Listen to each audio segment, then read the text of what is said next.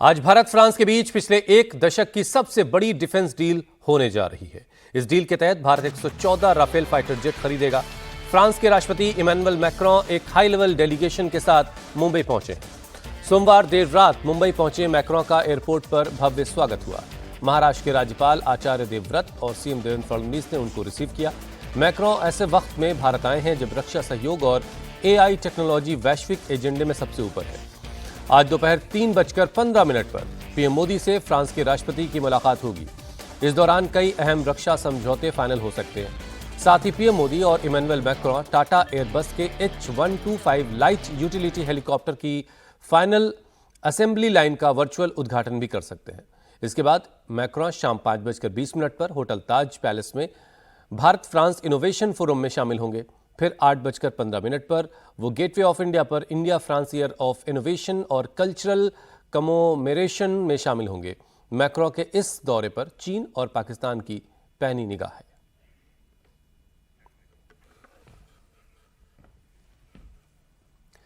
मुंबई के लोक भवन में होने वाली इस बैठक के बाद कई अहम समझौते हो सकते हैं, जिनमें 114 राफेल डील शामिल है। साथ ही भारत फ्रांस के बीच पुराना रक्षा समझौता 10 साल के लिए आगे बढ़ाया जा सकता है। राफेल की हैमर मिसाइल डील भी फाइनल हो सकती है। सबसे अच्छी बात यह है कि हैमर मिसाइल का निर्माण अब भारत में होगा। इसके अलावा Bharat France joint naval exercise defence logistic support समझौते पर मोहर लग सकती है। साथ ही राफेल के मरीन वर्जन के दामों पर भी चर्चा होनी है। इसके अलावा हेलीकॉप्टर, पनडुब्बी और जेट इंजन टेक्नोलॉजी पर भी समझौता हो सकता है।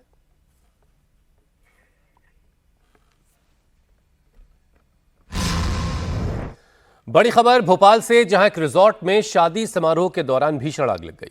आग अचानक से भड़की और इसकी लपटें दूर दूर तक दिखाई देने लगी।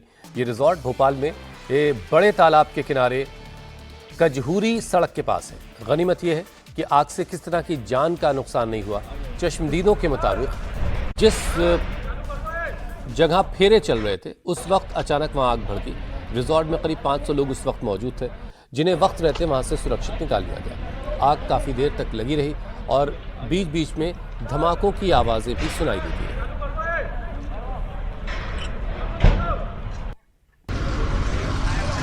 वरमाला हो रही थी। वरमाला के दौरान नहीं, किसी को चोट नहीं आई।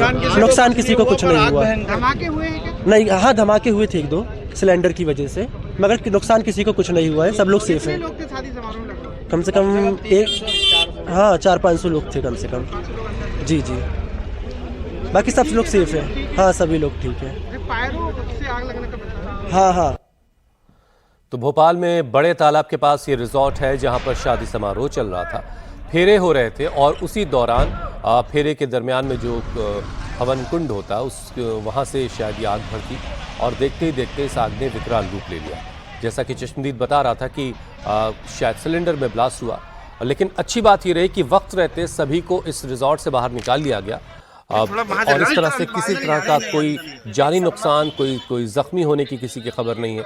लेकिन जाहिर है रिजॉर्ट का एक बड़ा हिस्सा जलकर इस पूरे आग की वजह से खाक हो गया है।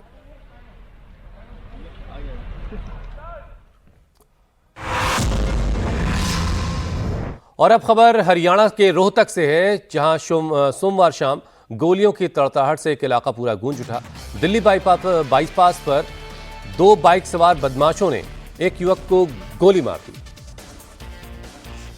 मृतक की पहचान बदमाश दिनेश गोगा के तौर पर हुई है। जानकारी के मुताबिक बाइक से आए कुछ बदमाशों ने 28 से 30 राउंड फायर किया और मौके से फरार हो गए।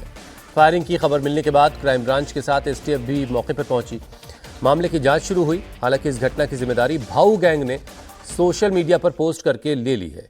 आरोप लगाया गया है कि कुछ पुलिस वालों की वजह से यह कदम उठाया गया और अभी कई चीजों का खुलासा होगा। पुलिस के मुताबिक मृतक दिनेश का आपराधिक रिकॉर्ड है। ऐसे में पुरानी रंजिश की वजह से इस हत्या की आशंका है। फिलहाल पुलिस सीसीटीवी के आधार पर बदमाशों की तलाश में जुटी है। तो ये रोहतक की खबर है, जहां पर एक दिनेश नाम के एक अपराधी को दूसरे गुट ने 28 से 30 राउंड फायर करके उसकी हत्या कर दी।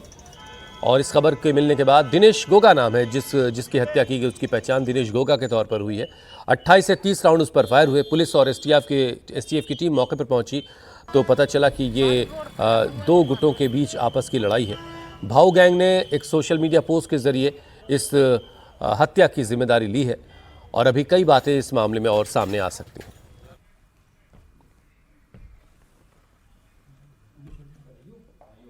सूचना मिली थी जिस बाबत हम यहाँ आए हैं, उसमें एक व्यक्ति की गोली मार के हत्या कर दी गई, जिसकी जो बॉडी है उसको हमने हॉस्पिटल में भेज दिया है सीजीआई में, और अभी इन्वेस्टिगेशन जारी है। अभी आए हैं, ये क्यों और किस लिए हत्या की गई इसके बारे में जांच करके बता पाए। प्राइमा फेसी तो देखने से 15-20 गोलियां बता रहे हैं चली हैं, अभी जांच करेंगे कितने राउंड फायर हुए हैं। मरने वाला दिनेश उर्फ गोगा है, जो निजामपुर का रहने वाला है, और मारने वाले का भी पता नहीं लगा है किसने इसकी वारदात को अंजाम दिया। अभी जांच के बाद ही बता पाएंगे। 3 फरवरी को दिल्ली के द्वारका में तेज रफ्तार स्कॉर्पियो ने एक युवक साहिल को टक्कर मार दी थी।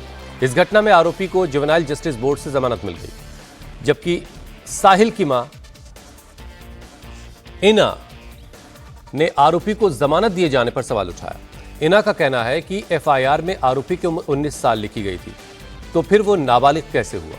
इसके साथ ही वो दावा कर रही हैं कि स्कॉर्पियो गाड़ी पर ओवर स्पीडिंग के कई चालान हैं।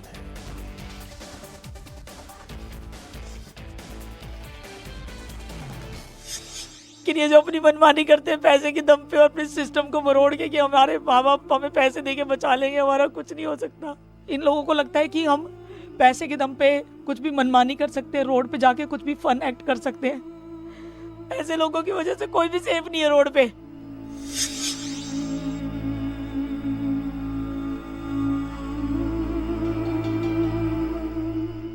ये दर्द है एक माँ का, जिसका जवान बेटा एक रईसजादे की शौक की भेंट चढ़ गया।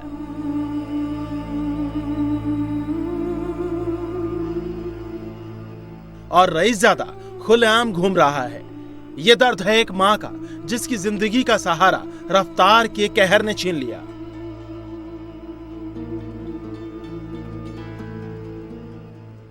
ये जो एक्ट है, ये इनकी क्रिमिनल एक्टिविटी दिखाता है कि जिन बच्चों को ये लगता है कि हम कुछ भी करेंगे रोड पे जाके और हमारे माँ बाप के पास पैसे हैं तो हमें कोई पनिशमेंट नहीं होगी, हम कुछ भी कर सकते हैं।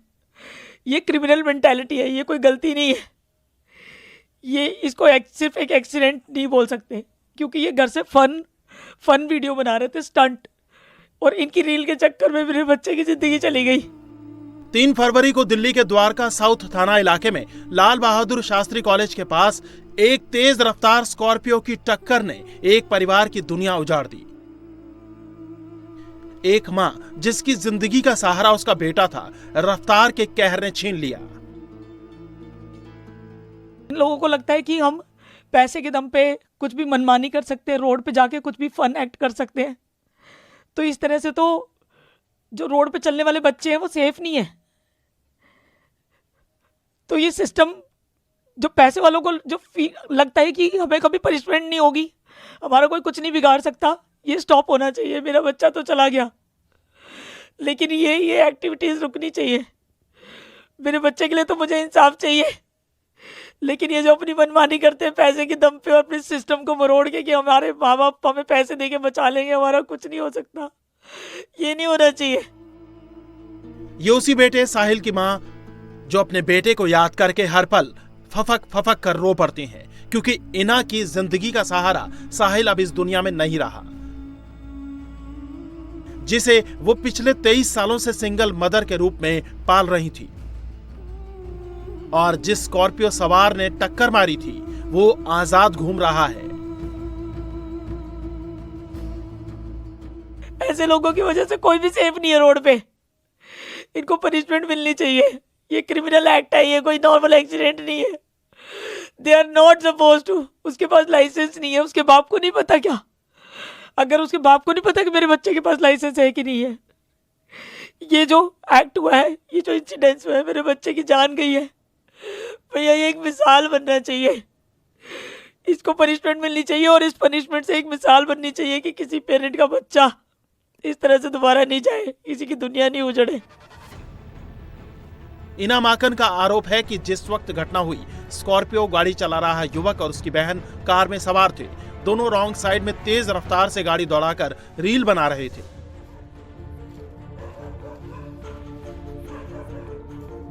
तभी गाड़ी ने बाइक से जा रहे साहिल को टक्कर मार दी। इसके बाद भी स्कॉर्पियो सवार रुका नहीं और एक कैब में टक्कर मार दी। इस हादसे में कैब सवार बुरी तरह घायल हो गया। की स्पीड इतनी ज़्यादा थी कि जैसे इसने वो स्टंट मारा है तो मेरा बेटा जो बस के पीछे था उसने राइट साइड देखने की कोशिश करी है, इतनी देर में उसने उसको उड़ा दिया। इसका एक्सेलरेशन इतना ज़्यादा था कि उसको उड़ाने के बाद भी इसने ब्रेक नहीं मारे। ब्रेक ना मार के इसने और ज़्यादा एक्सेलरेशन दे दिया और लेफ्ट साइड में कोई कैब वाला आगे खड़ा था, वो खाना खा रहा था और रेस्ट कर रहा था वहाँ पे, और उस कैब वाले के आगे एक और बस खड़ी थी। तो इनका हिट इतना ज़्यादा था, इतनी स्पीड ज़्यादा थी कि इसने उसको जो है गाड़ी को जब हिट किया पीछे से तो वो गाड़ी पूरी पिचक गई पीछे से, और वो इतनी आगे चली गई कि वो बस में जाके भी घुस के और वो पूरी पिचक गई। और वो जो कैब ड्राइवर था उसकी पसलियाँ टूट गई हैं, उसका सिर फटा है। टक्कर कितनी भीषण थी ये स्कॉर्पियो की हालत देखकर समझा जा सकता है। गाड़ी के अगले हिस्से के परखच्चे उड़ गए हैं, शीशा चकनाचूर हो गया है, वहीं बाइक भी पूरी तरह टूट गई है। बाइक का पिछला टायर निकल गया। स्कॉर्पियो गाड़ी जिस कैब से टकराई वो भी बुरी तरह क्षतिग्रस्त हो गई है। पुलिस ने मौके से स्कॉर्पियो चला रहे आरोपी को भी पकड़ा था। दावा किया गया कि गाड़ी चला रहा युवक नाबालिग है। इसी आधार पर 10 फरवरी को जुवेनाइल जस्टिस बोर्ड ने अंतरिम जमानत दे दी। आरोपी की तरफ से दलील दी गई कि उसे अपनी 10वीं कक्षा की बोर्ड परीक्षा देनी है। साहिल की मां इना माकन का आरोप है कि स्कॉर्पियो चला रहा युवक नाबालिग नहीं बल्कि 19 साल का बालिग है। इस बात की तस्दीक खुद पुलिस की FIR में हो रही है, जहां उसकी उम्र 19 साल लिखी है। पुलिस ने इस मामले में BNS की धारा 281 लापरवाही से गाड़ी चलाना और 106(1) लापरवाही से मौत जैसी गंभीर धाराएं लगाई हैं। जो FIR हुई है उसके हिसाब से उस दिन बताया गया FIR में कि ये 19 साल का है, तो ये 18 साल से ऊपर का है एज पर FIR। उस दिन की FIR, बाद में इसको जुवेनाइल बताया गया, लेकिन उस दिन एज पर FIR इसको 19 साल का बताया गया था। और पैसेंजर सीट पर इसकी बहन थी। ये लोग अपने घर से फन रील्स बनाने के लिए निकले थे, स्पीड वाली रील्स ही बनाए। इन्होंने वो जो रील बनाई है उसमें क्लियरली इनकी स्पीड दिखाई दे रही है, पता चल रहा है कि कितनी स्पीड, क्योंकि जब मुड़ा है सोसाइटी से मुड़ते ही इसने फुल एक्सीलेटर दे रखा है अपनी गाड़ी पे। इसकी सिस्टर जो पैसेंजर सीट साथ में बैठी थी वो रील्स बना रही थी और इनका ध्यान दोनों का रील पर था। बताया जा रहा है कि जिस स्कॉर्पियो कार ने साहिल को टक्कर मारी उस पर 13 चालान पहले से पेंडिंग है। ज्यादातर चालान यूपी के हैं और सभी ओवर स्पीडिंग के हैं। ये ऐसे लोगों की मेंटालिटी दिखाता है, क्योंकि इस लड़के के पहले भी बहुत सारे ओवर स्पीडिंग के चालान हैं। उसके बाद भी इसके बाप ने इसको रोका नहीं है, उसके बाद भी इसके पास कंटिन्यू गाड़ी है। ये बार बार गाड़ी लेके रोड पे निकल रहा है, इतने सारे इसके ओवर स्पीडिंग के दिल्ली के चालान हैं। उसके बाद भी इसके बाप के ऊपर भी अभी तक कोई एक्शन नहीं हुआ, हमारे पास कोई रिपोर्ट नहीं आई है उसकी। सबसे हैरान करने वाली बात यह है कि उस भारी भरकम गाड़ी को एक 17 साल का नाबालिग चला रहा था, जिसके पास ड्राइविंग लाइसेंस नहीं था। इस मामले में नियम साफ है, अगर नाबालिग गाड़ी चलाते हुए पकड़ा जाता है या दुर्घटना करता है तो असली जिम्मेदारी गाड़ी के मालिक की होती है। गाड़ी के मालिक को 3 साल तक की जेल और 25,000 रुपए जुर्माना हो सकता है। जिस गाड़ी से दुर्घटना हुई है उसका रजिस्ट्रेशन 12 महीने के लिए रद्द किया जा सकता है। नाबालिग के खिलाफ जुवेनाइल जस्टिस एक्ट के तहत मामला चलाया जाएगा। यदि नाबालिग की उम्र 16 से 18 वर्ष के बीच है और वो किसी की जान लेता है तो जुवेनाइल जस्टिस बोर्ड यह तय कर सकता है कि उस पर वयस्क की तरह मुकदमा चलाया जाए या नहीं। अब सबसे बड़ा सवाल यह है कि जब FIR में आरोपी की उम्र 19 साल लिखी गई है तो फिर उसे जुवेनाइल जस्टिस बोर्ड में क्यों पेश किया गया? क्या पुलिस ने FIR लिखते वक्त आरोपी की सही उम्र जानने की कोशिश नहीं की थी, या फिर बाद में आरोपी की उम्र में खेल कर दिया गया?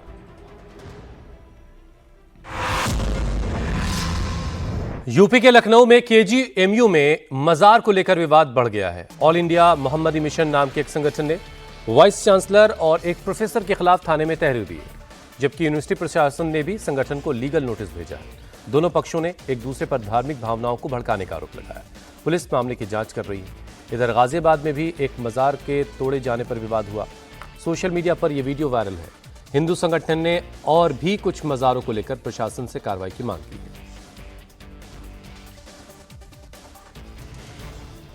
यूपी में लखनऊ से लेकर गाजियाबाद तक मजार पर बवाल। गाजियाबाद में एक मजार तोड़ने का वीडियो वायरल हुआ तो लखनऊ की किंग जॉर्ज मेडिकल यूनिवर्सिटी के मजार का मुद्दा एक बार फिर गर्म हो गया।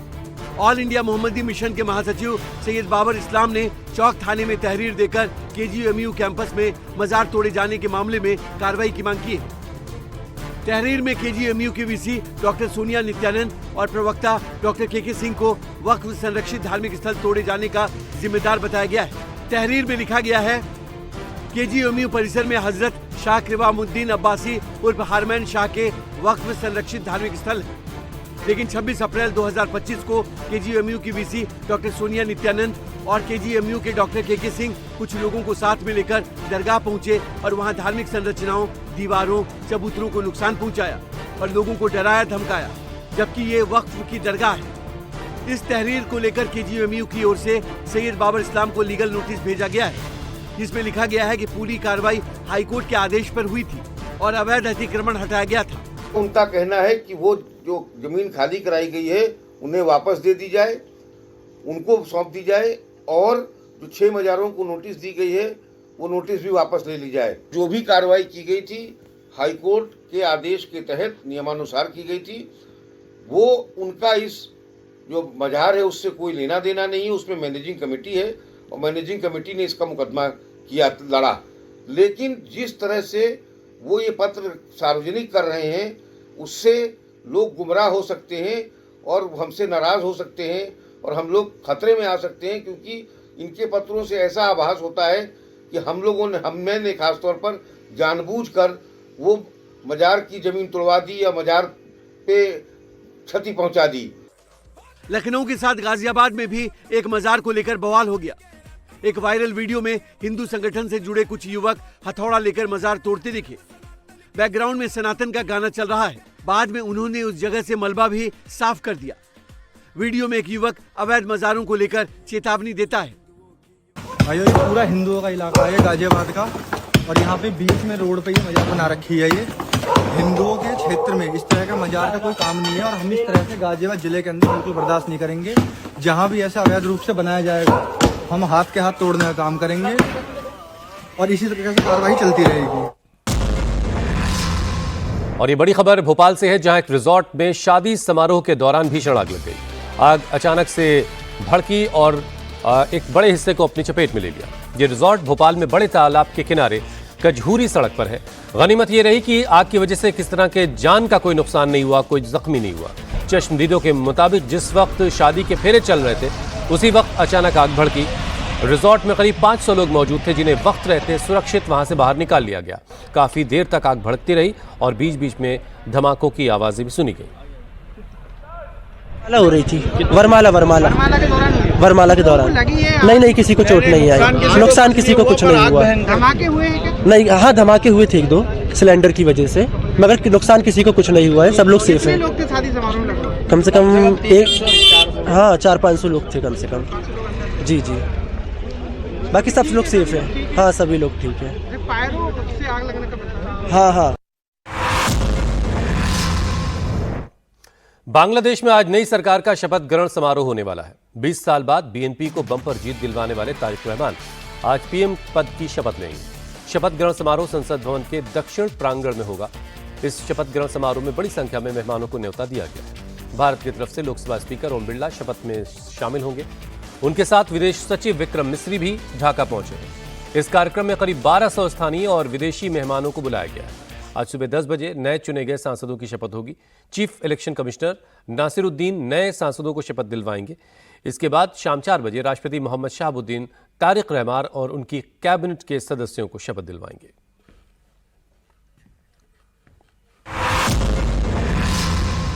यूपी के मुजफ्फरनगर और राजस्थान के श्री गंगानगर में प्रेमी के साथ मिलकर पति की हत्या की दो बड़ी वारदात सामने आई। मुजफ्फरनगर में जहां वैलेंटाइन डे के दिन पत्नी ने पति को पहले नींद की गोली खिला दी, फिर प्रेमी के साथ मिलकर पति की बेरहमी से हत्या कर दी और फिर मृतक पति की पत्नी ने प्रेमी के साथ मिलकर शव को ठिकाने भी लगा दिया। उधर श्री गंगानगर में पुलिस ने ब्लाइंड मर्डर केस में खुलासा करते हुए 16 जनवरी से गायब एक शख्स की हत्या के मामले में मृतक की ही पत्नी उसके बॉयफ्रेंड को गिरफ्तार कर लिया है। हत्या में शामिल एक नाबालिग को भी डिटेन किया गया है। यहां भी पति की हत्या गला घोंटकर और फिर ईंट से कुचलकर कर दी गई। 15 किलोमीटर दूर उसे नहर में उसके शव को ठिकाने लगा दिया गया। पति बना रास्ते का रोड़ा तो पत्नी का प्रेमी लेकर आया हथौड़ा।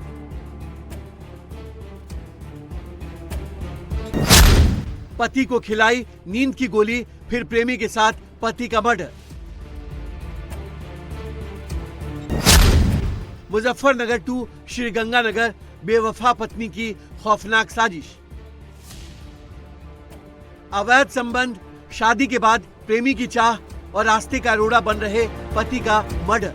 एक तरफ जहां खौफनाक वारदातों में भरोसे के कत्ल सामने आ रहा है, तो वहीं क्राइम का बदलता पैटर्न भी हैरान करने वाला है। यूपी के मुजफ्फरनगर से राजस्थान के श्रीगंगानगर तक शहर अलग अलग हैं, लेकिन दोनों ही मामलों में बेवफा पत्नी की खौफनाक साजिश ने हर उस शख्स को चौकन्ना कर दिया है जो विवाह के बाद प्रेम प्रसंग के मामलों से दो चार हो रहे हैं।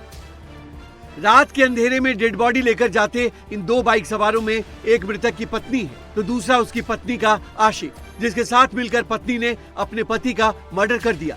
वैलेंटाइन डे यानी 14 फरवरी को उत्तर प्रदेश के मुजफ्फरनगर के मलीरा गांव में हुई इस सनसनीखेज हत्याकांड का खुलासा करते हुए पुलिस ने बताया कि 15 फरवरी 2026 की सुबह मलीरा गांव के जंगल में एक शख्स की डेड बॉडी मिली। मौके पर पहुंची टीम ने शव की पहचान मलीरा गांव के ही संदीप के रूप में की, जिसके बाद पुलिस की दो टीमें मामले की जांच में लग गई। जांच के दौरान पुलिस ने अगले दिन यानी 16 फरवरी को मुजफ्फरनगर के बस स्टैंड में मृतक की पत्नी मीनाक्षी और उसके प्रेमी गौतम को गिरफ्तार कर लिया। पुलिस पूछताछ में दोनों ने अवैध संबंध की बात कबूल करते हुए 14 फरवरी की रात हुई वारदात के बारे में बताई, जिसे सुनकर पुलिस भी सन्न रह गई।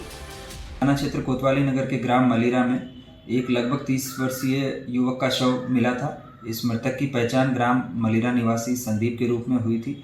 परिजनों की तहरीर के आधार पर सुसंगत धाराओं में मुकदमा पंजीकृत किया गया था तथा घटना के अनावरण के लिए एएसपी सिटी के नेतृत्व में टीम्स का गठन किया गया था। पुलिस ने 24 घंटे के भीतर इस घटना का अनावरण करते हुए 2 अभियुक्तों को गिरफ्तार किया गया है और उनसे पूछताछ की गई है तथा जो आला कत्ल है वो बरामद किए गए हैं।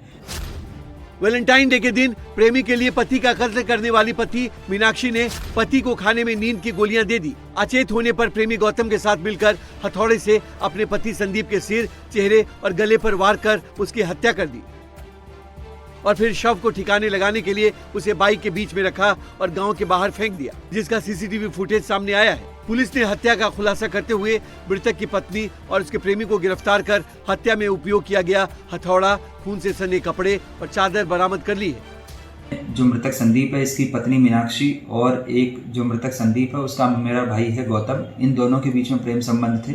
इन्होंने योजनाबद्ध तरीके से जो मृतक है पहले इसको घर में ही नशे की गोलियां दी खाने में और फिर उसके बाद में जब ये नशे की हालत में था, बेहोशी की हालत में था, तब इस पे हथौड़ी से वार करते हुए इसके सर में वार किए और मरने के उपरांत अपनी मोटरसाइकिल से इसको जंगल के जो गांव का जंगल है वहाँ पे ये डाल के आ गए थे।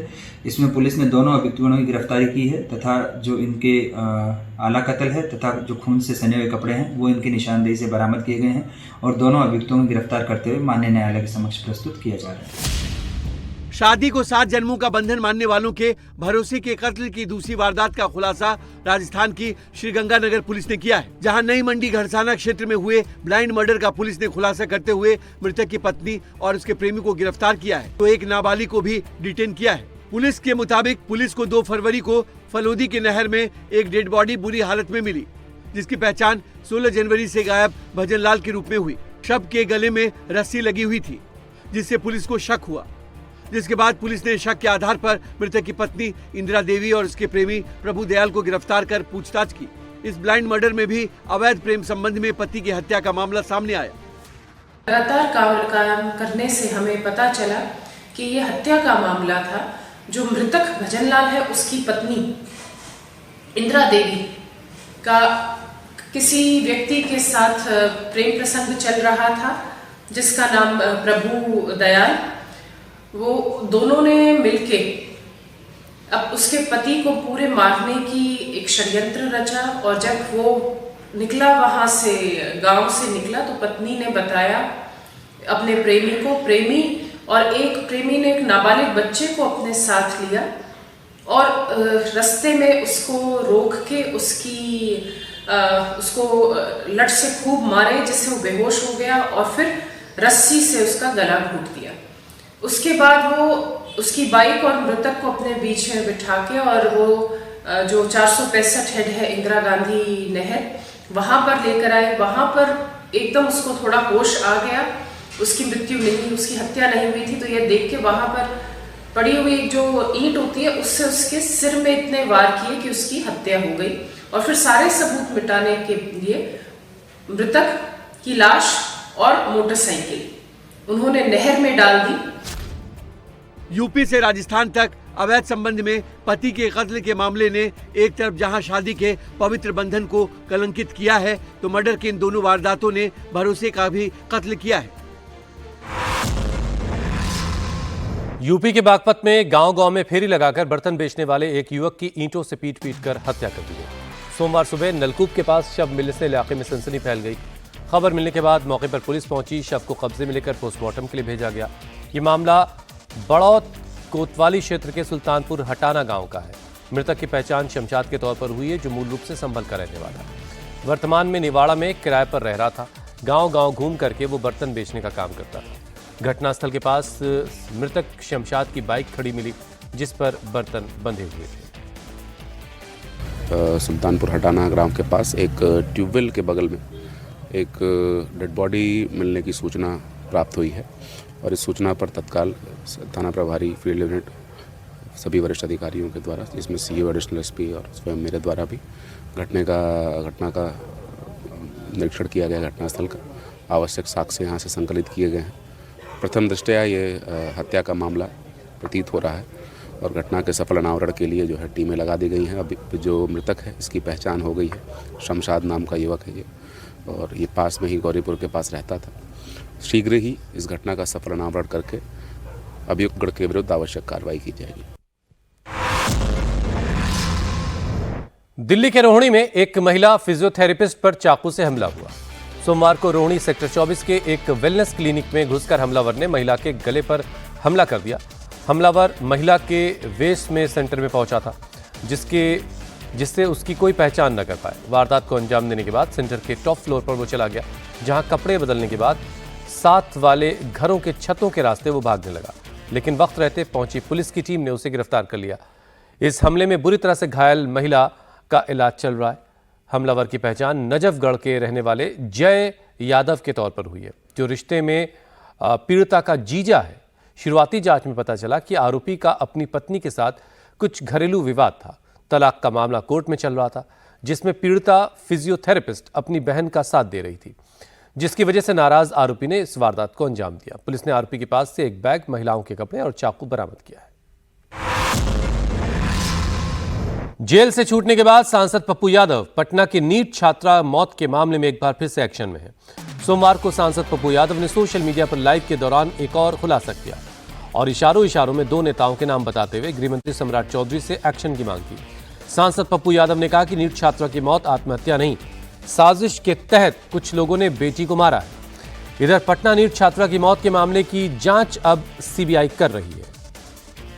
नाम नहीं बोलूंगा, बोरिंग रोड के नागेश्वर कॉलोनी में कौन से ऐसे नेता हैं जिसका नाम संजय है, अंतिम नाम नहीं बोलूंगा, जिसका घर खगड़िया, जिनका ऑफिस में कौन कौन जाता था, उनकी टोटल सीसीटीवी फुटेज की जांच करिए।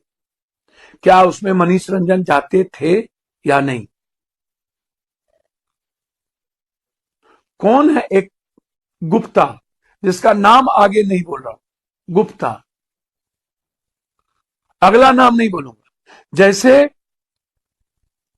संजय के बाद का नाम नहीं बोला, वैसे ही गुप्ता के पहले का नाम नहीं बोलूंगा, क्योंकि कल फिर आप कुछ बोल दीजिएगा। तो जरा बता दो। और मनीष रंजन बाबू जो दूध के धुले हुए, जो राजा हरिश्चंद्र, सुकरात के दत्तक पुत्र,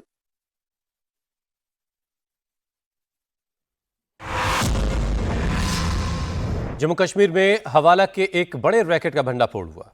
8000 म्यूल अकाउंट फ्रीज किए गए, जिनके जरिए गैर कानूनी पैसों की लॉन्ड्रिंग की जा रही थी। अधिकारियों का मानना है कि इन अकाउंट से आने वाला पैसा अलगाववादी या देश विरोधी कामों में मदद कर सकता है। बढ़ते खतरे को देखते हुए सेंट्रल और यूटी एजेंसीज और दूसरी एनफोर्समेंट बॉडीज इन अकाउंट के बढ़ने से रोकने के लिए बैंकों के साथ बातचीत कर रही हैं। अधिकारियों के मुताबिक ये पता लगाने की कोशिश की जा रही कि पैसा कहां से आता है और देश के दूसरे राज्यों में कहां तक जाता है। इसके इंटरनेशनल लिंक भी खंगाले जा रहे हैं। अकाउंट खोलने वाले लोग अलग अलग तरह के हैं जो इस फ्रॉड से जुड़े हैं। इसमें अधिकारियों की मदद से नकली पहचान पर अकाउंट खोला जाता है। दूसरे वो लोग भी शामिल हैं जिन्हें कमीशन, नौकरी और दूसरे फायदों का लालच दिया जाता है। कुछ मामलों में उन्हें ब्लैकमेल भी किया जाता है। सिक्योरिटी एजेंसियों ने जम्मू कश्मीर में म्यूल अकाउंट के एक बड़े नेटवर्क का पर्दाफाश करके 8000 से ज़्यादा बैंक अकाउंट्स की पहचान करके उन्हें फ्रीज किया है। पता चला है कि म्यूल अकाउंट्स का इस्तेमाल विदेशी देशों खासकर मलेशिया, कंबोडिया और चीन जैसे देशों से किया जाता है और आशंका जताई जा रही है कि म्यूल अकाउंट्स के जरिए बेची गई रकम का इस्तेमाल अलगाववाद और देश विरोधी सरगर्मियों के लिए किया जाता था, क्योंकि म्यूल अकाउंट के जरिए एक जगह से दूसरी जगह पैसा ट्रांसफ़र करना एक तो आसान होता है, दूसरा ऐसे लोगों की पहचान करना बेहद मुश्किल होता है। इस नेटवर्क पर रोक लगाने के लिए सेंट्रल सिक्योरिटी एजेंसियों ने जम्मू कश्मीर पुलिस और दूसरे लॉ एनफोर्समेंट एजेंसियों से बैंकों के साथ बातचीत करके म्यूल अकाउंट की बढ़ती संख्या को रोकने और म्यूलर की पहचान करने के लिए एकजुट होकर काम करने के आदेश दिए हैं, ताकि वक्त रहते ऐसे अकाउंट्स पर रोक लगाई जा सके। तो इसमें बड़ी इंपॉर्टेंट बात यह है कि ये पैसा एक क्राइम से जनरेट होता है, और जब एक क्राइम होता है उससे पैसा जनरेट होता है।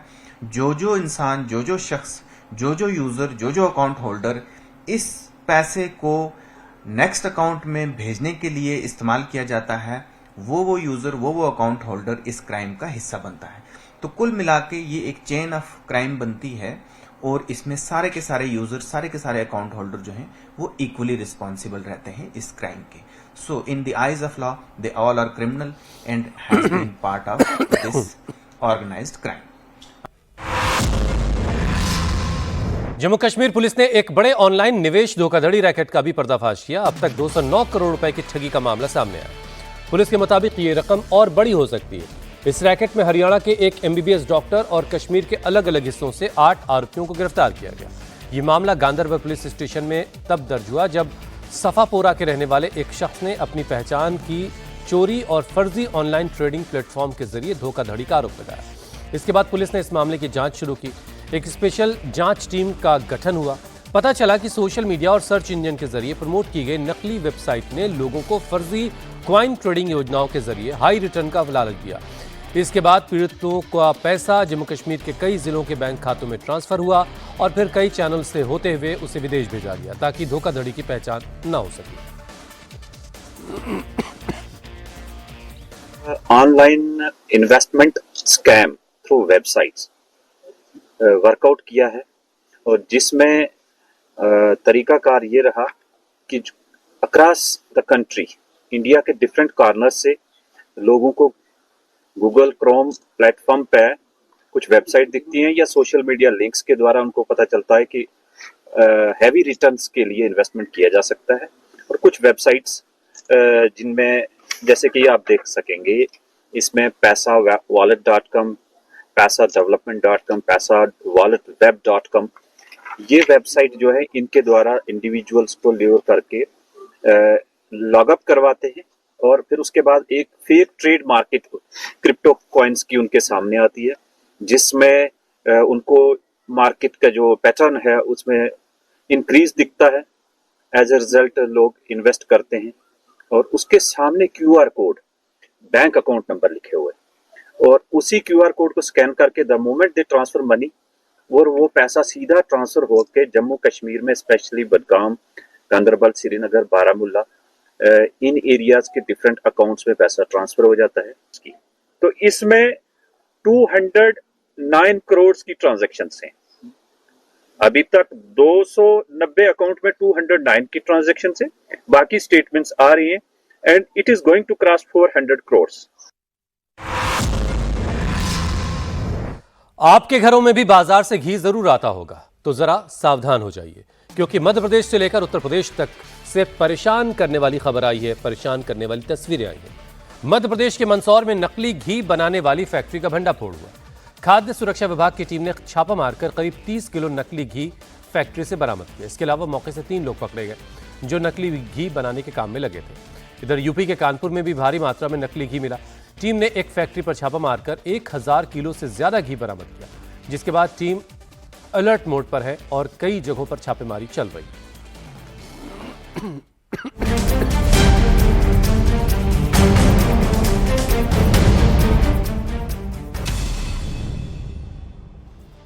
शहर शहर आपकी सेहत के साथ खिलवाड़ हो रहा है। मिलावटखोरों को ना आपकी जान की कोई परवाह है और ना ही कानून का डर।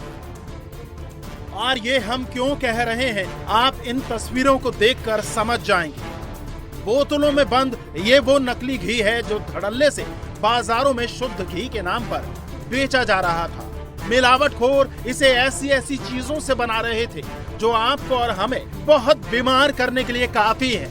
और ऐसा नहीं है कि ये दाम में सस्ता मिलता था। मिलावटखोर इसे ग्रामीण क्षेत्रों में 500 से 1000 रुपए किलो में बेचते थे। तस्वीरें मध्य प्रदेश के मंदसौर की हैं, जहां खाद्य विभाग ने बड़ी कार्रवाई करते हुए नकली घी बनाने वाली फैक्ट्री का भंडाफोड़ किया है। पुलिस ने फूड सेफ्टी टीम के साथ मिलकर अभिनंदन नगर स्थित कर्मचारी कॉलोनी में चल रही नकली घी बनाने की फैक्ट्री का पर्दाफाश किया। बताया जा रहा है कि जब टीम मौके पर पहुंची उस समय आरोपी नकली घी तैयार करने में लगे हुए थे। पकड़ा गया नकली घी सोयाबीन तेल और केमिकल से बनाया जा रहा था। आरोपी पहले वनस्पति घी और सोयाबीन तेल को गर्म करते थे, फिर उसमें केमिकल और आर्टिफिशियल देसी घी फ्रेगनेंस मिलाकर नकली घी तैयार होता था। ये घी देखने और खुशबू में देसी घी जैसा ही लगे, इसके लिए खास केमिकल का इस्तेमाल किया जाता था। टीम ने मौके से करीब 25 से 30 लीटर नकली घी और करीब 2 लीटर नकली शहद जब्त किया।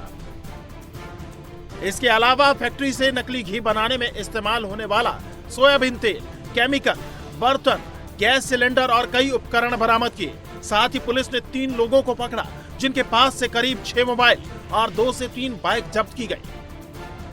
फूड सेफ्टी टीम ने जब्त किए घी और शहद के सैंपल लेकर जांच के लिए भेज दिए हैं, जहां से रिपोर्ट आने के बाद अब आगे की कार्रवाई की जाएगी। मध्य प्रदेश के अलावा उत्तर प्रदेश में भी नकली घी बनाने की फैक्ट्री का भांडाफोड़ हुआ। यहाँ तो आरोपी ब्रांडेड कंपनी का लेबल लगाकर नकली घी बेच रहे थे। कानपुर के चाबेपुर थाना क्षेत्र में नकली घी की फैक्ट्री चल रही थी। पुलिस को जानकारी मिली कि राज बहादुर यादव नाम का शख्स ब्रांडेड कंपनी का नकली घी बेचता है। ऐसे में पुलिस ने छापा मारकर मौके से 1080 लीटर नकली घी बरामद किया। इसके अलावा फैक्ट्री से कच्चा माल, मशीनें, पैकिंग सामग्री और ब्रांडेड कंपनियों के भारी मात्रा में लेबल बरामद हुए। पुलिस ने मौके से एक शख्स को गिरफ्तार किया है। पूछताछ में सामने आया कि फैक्ट्री में शुद्ध घी के नाम पर रिफाइंड ऑयल और नॉन डेयरी प्रोडक्ट्स का इस्तेमाल किया जा रहा था, जो शरीर के लिए बेहद खतरनाक होता है। ऐसे में टीम ने फैक्ट्री को सील कर सैंपल जांच के लिए भेज दिए हैं। शहर शहर मिलावटखोर एक्टिव हैं। नकली दूध से लेकर घी और पनीर तक धड़ल्ले से बिक रहा है। हालांकि कुछ ऐसे तरीके हैं जिनसे हम घर बैठे ये पता लगा सकते हैं कि बाजार से लाया गया दूध और घी असली है या नकली। जो एक दूध होता है, दूध में हम आयोडीन अपना घर पे जो घाव पड़ता है तो उसके ऊपर टिंचर आयोडीन लगाता है, वो उसका ड्रॉप डालने से पता चल जाएगा। ये टिंचर आयोडीन है, ये नेगेटिव नेगेटिव सैंपल है। तो ये डालने से क्या होता है? कलर चेंज होगा। जैसे आप देख सकते हो कि जो स्टार्च वाला है उसमें ब्लैक स्पॉट हो गया, तो ये जो है ये स्टार्च की मिलावट वाला मिल्क है। ये एक नागरिक जो है ये सिंपल आयोडीन जो घर पे होता है उससे टेस्ट कर सकता है, टेस्ट कर सकता है। तो ये जो है वो तुरंत ही पता चल जाएगा, इसमें 5 सेकंड भी लगता नहीं है। कई तरीकों से आप नकली और असली का पता लगा सकते हैं। हालांकि मिलावटखोरों पर नकेल कसने के लिए फूड सेफ्टी डिपार्टमेंट की टीम लगातार छापेमारी कर रही है। और अगली बड़ी खबर यूपी के मेरठ से है, जहां पुलिस ने पाकिस्तानी नागरिक सबा उर्फ नाजी को गिरफ्तार किया, जो 34 साल पहले लॉन्ग टर्म वीजे पर भारत आई और आज तक पाकिस्तानी नागरिक ही हैं। सबा पर जासूसी करने और गोपनीय जानकारी पहुंचाने का आरोप है। दरअसल मेरठ के रहने वाले फरहत मसूद ने पाकिस्तानी नागरिक सबा से 1988 में पाकिस्तान जाकर शादी की। दोनों के 3 बच्चे हैं और साल 1993 में सबा पाकिस्तान गई, जहां उनकी चौथी बेटी हुई। आरोप है कि सबा ने अपने पाकिस्तानी पासपोर्ट पर बेटी अनम की एंट्री करवाई और भारत वापस आ गई, लेकिन करीब 34 साल बाद भी भारतीय नागरिकता नहीं ली। सबा और अनम आज तक पाकिस्तानी नागरिक हैं। यहां तक कि सबा ने फर्जी दस्तावेज तैयार कर अपनी बेटी का फर्जी पासपोर्ट तक बनवा रखा है और सबा का खुद वोटर लिस्ट में 2 जगहों पर नाम है, जहां स्थानीय लोगों की शिकायत के बाद अब पुलिस ने कार्रवाई की है। तो ये मेरठ की खबर है, जहां पर पुलिस ने एक पाकिस्तानी नागरिक सबा को गिरफ्तार किया, जो 34 साल पहले एक लॉन्ग टर्म वीजा पर भारत आई थी और अब तक वो पाकिस्तान की ही नागरिक हैं। लखनऊ से अगली खबर है, जहां आज मनरेगा को बचाने की मांग को लेकर कांग्रेस विधानसभा का घेराव करने की तैयारी में है। कांग्रेस का दावा है कि बड़ी संख्या में कार्यकर्ता यूपी में अलग अलग जिलों से लखनऊ पहुंच रहे। विधानसभा का घेराव होगा। सदन के अंदर इस मामले पर हंगामे के भी आसार हैं। सोमवार को मुख्यमंत्री योगी आदित्यनाथ कांग्रेस और समाजवादी पार्टी पर जमकर बरसे थे। योगी ने कहा कि समाजवादी पार्टी सिर्फ समाज को बांटने का काम करती है, गुंडे माफिया को सपोर्ट करती है, संवैधानिक संस्थाओं का अपमान करती है, इसीलिए यूपी के लोगों ने समाजवादी पार्टी को नकार दिया। अखिलेश यादव ने बीजेपी पर चुनाव आयोग के साथ मिलकर पीडीए के लोगों के नाम वोटर लिस्ट से कटवाने का इल्जाम लगाया। अखिलेश ने कहा कि बड़ी तादाद में फर्जी साइन करके फॉर्म 7 भरे जा रहे। समाजवादी पार्टी के सपोर्टर दलित, पिछड़ों और मुसलमानों के नाम काटने की साजिश है। ड्राफ्ट रोल आने के बाद जमा किए गए फॉर्म 7 समाजवादी पार्टी 47, बीजेपी के 1729, लेकिन असली सवाल है अज्ञात व्यक्तियों द्वारा जमा कराए गए फॉर्म 1,28,000 हैं। ये कौन है, कौन काम कर रहा है एक्सरसाइज में? उसमें बहुत सारे नकली साइन है। डेटा में ये साफ दिख रहा है कि पीडीए के वोट की ही डकैती है, पीडीए के वोट की, और टारगेटेड डकैती है। बिल्कुल टारगेटेड है कि इस बूथ पर ये वोट कटवाना ही कटवाना है। इसका मतलब यह है कि कोई बैकग्राउंड में मैकेनिज्म है या कोई लोग बैठे हैं जो बहुत शार्प हैं, जो इलेक्शन कमीशन या जो भी प्रोसेस हो रहा है उसका डेटा शेयर किया जा रहा है, उससे डेटा शेयर हो रहा है, तभी वो टारगेटेड कर रहे हैं। उन्हें पता है कि इस बूथ पे कटवाना है। ये तमाम सामंतवादी, प्रभुत्ववादी लोग हैं जो पीडीए के वोटों को बल्क में कटवा रहे हैं। 2,88,00,000 से अधिक लोग या तो अनुपस्थित पाए गए या मृत पाए गए या फिर शिफ्टिंग है। हमें आश्चर्य होता है कि समाजवादी पार्टी का ये वोट, समाजवादी पार्टी इसको जबरदस्ती अपना वोट बैंक बना करके इनके नाम पे फर्जी पोलिंग करती थी और इसीलिए चिल्ला रही है कि फॉर्म 7 के नाम पर फर्जी काम हो रहा है।